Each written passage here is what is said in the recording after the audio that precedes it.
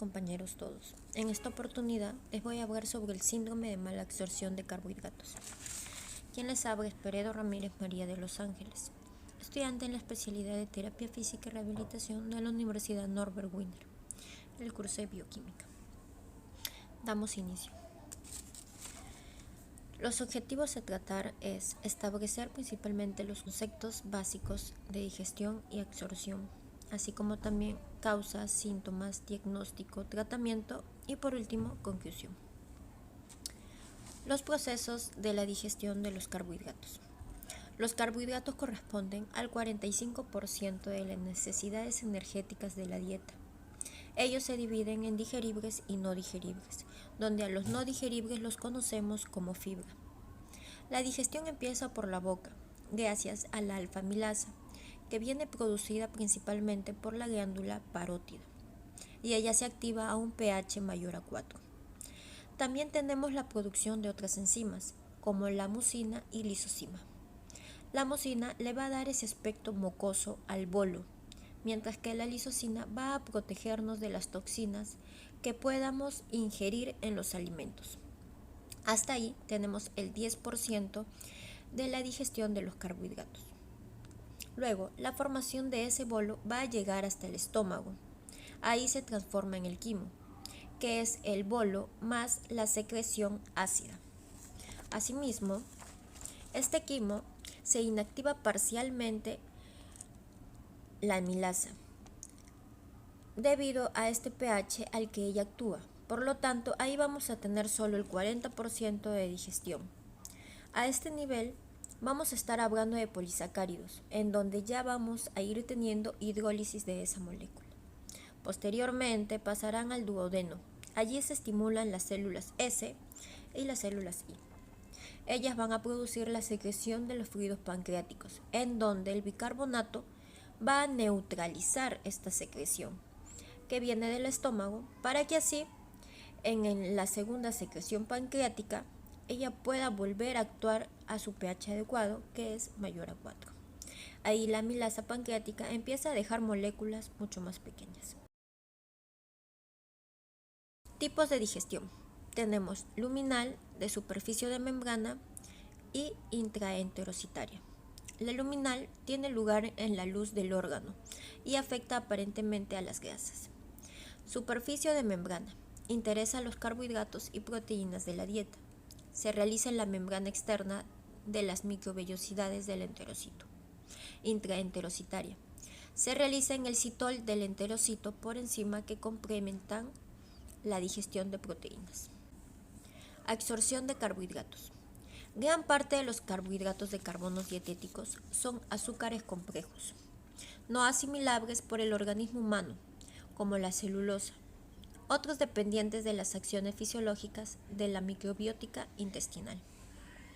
Solo los monosacáridos podrán ser transportados por la célula intestinal, para así poder completar con el proceso de absorción. Entre ellas cabe destacar la lactasa, maltasa, sacarasa y treatasa.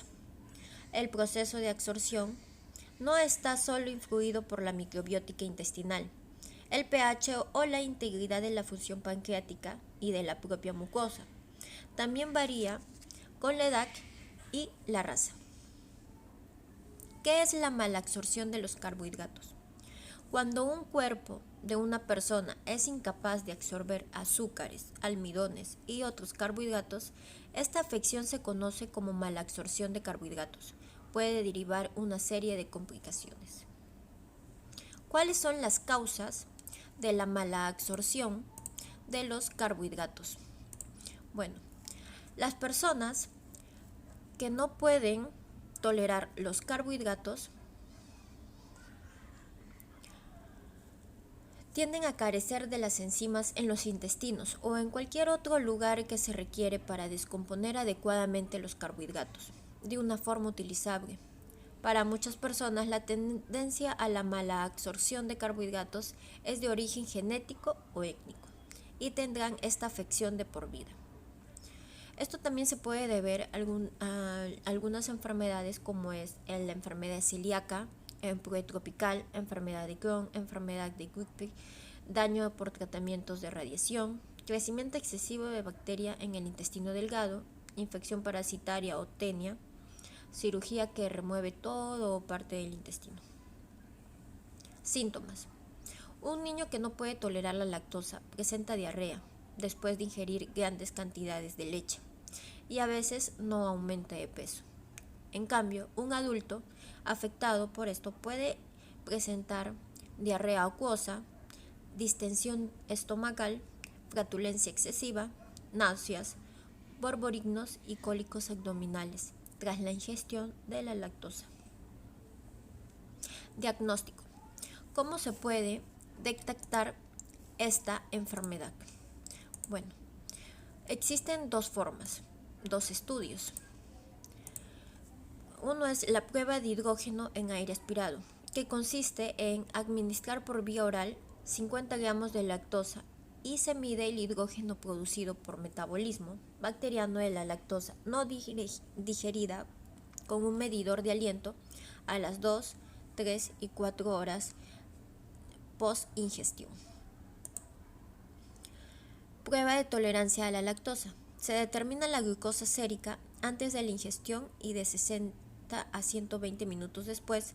Los pacientes con intolerancia a la lactosa presentan diarrea, distensión abdominal y molestias dentro de los 20 a 30 minutos y sus concentraciones séricas de glucosa no aumentan de los 20 mg sobre decilitros por encima del valor basal.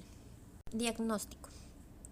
Por lo general, la intolerancia a la lactosa puede diagnosticarse mediante una anamnesis cuidadosa avalada por pruebas de provocación alimentaria. Los pacientes que suelen tener antecedentes de diarrea o gases después de la ingestión de leche y productos lácteos u otros síntomas, tales como erupción cutánea, sibilancias u otros síntomas inflamatorios como los que ya mencioné anteriormente, a estos pacientes se les somete a cualquiera de estos dos tipos de pruebas. Prueba de hidrógeno en aire aspirado. Consiste en administrar por vía oral 50 gramos de lactosa y se mide el hidrógeno producido por el metabolismo bacteriano de la lactosa no digerida con un medidor de aliento a las 2 y 3 o 4 horas post ingestión. La mayoría de los pacientes afectados muestran un aumento de hidrógeno expirado, 20 partes por 1.000.000 respecto al valor basal. La sensibilidad y especificidad son del 95%. La prueba de tolerancia a la lactosa, pero la especificidad es del 95%. Consiste en administrar lactosa oral 1.5 gramos de kilo de peso corporal. Se determina la glucosa sérica antes de la ingestión y de 60 a 120 minutos después. Los pacientes con intolerancia a la lactosa presentan diarrea, distensión abdominal y molestias dentro de los 20 a 30 minutos y sus concentraciones séricas de glucosa no aumentan de los 20 mg sobre decilitros por encima del valor basal. Tratamiento. ¿Cuáles son los tratamientos? Bueno, sería restricción dietética. La malabsorción de carbohidratos se controla con facilidad evitando los azúcares que no pueden absorberse, es decir, cumpliendo una dieta sin lactosa en los casos de deficiencia de la lactasa. Sin embargo, con el grado de la malabsorción de la lactosa es muy variable. Muchos pacientes pueden ingerir hasta 375 mililitros de leche por día sin presentar ningún síntoma. Por lo general, el yogur, porque contiene una cantidad apreciable de lactasa producida con intrínsecos. El queso contiene cantidades más bajas de lactosa que la leche y suele ser tolerado, lo que depende de la cantidad ingerida. En los pacientes sintomáticos que deseen tomar leche, la lactasa de esta puede digerirse mediante el agregado de la lactosa comercial. Es decir, existen leches que ya están pretratadas, es decir, En este caso, las leches sin lactosa, que son para personas que son intolerantes a este tipo de carbohidratos.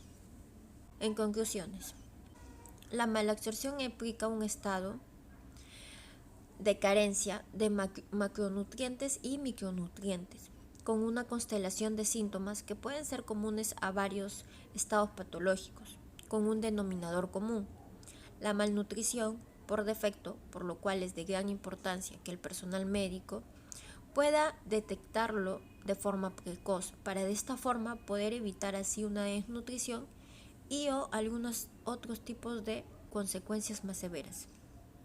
Bueno, ahí tenemos algunas referencias que puedan tomar en cuenta. Gracias.